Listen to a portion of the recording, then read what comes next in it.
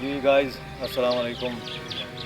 میں اس وقت ضلع جنگ سٹی نواز شریف پارک میں موجود ہوں.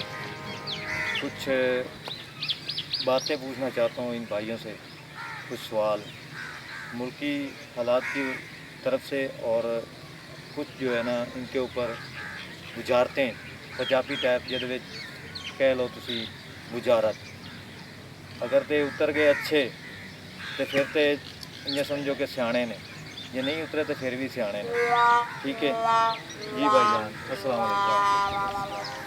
جی بھائی جان کی نام ہے تھوڑا؟ شہریار طارق جنگ دے ہو؟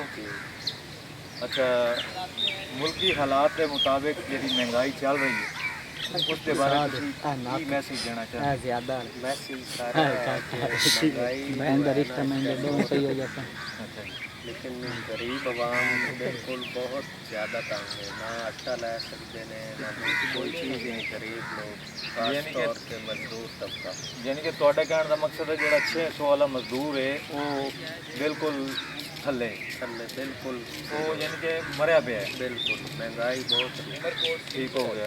اچھا ایک اور گل تھوڑے کو پوچھنا چاہنا وا کہ پاکستان دا مطلب کی ہے؟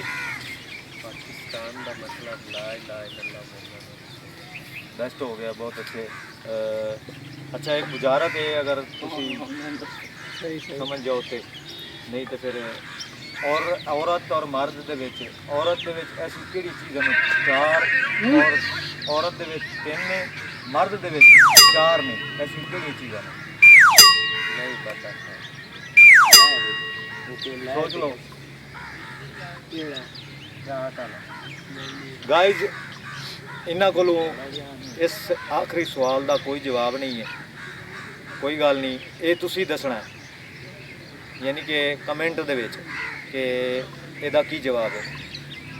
میں تھوڑے کو اجازت چاہنا. سونو جٹ کیمرہ مین محبوب کے ساتھ, اللہ حافظ.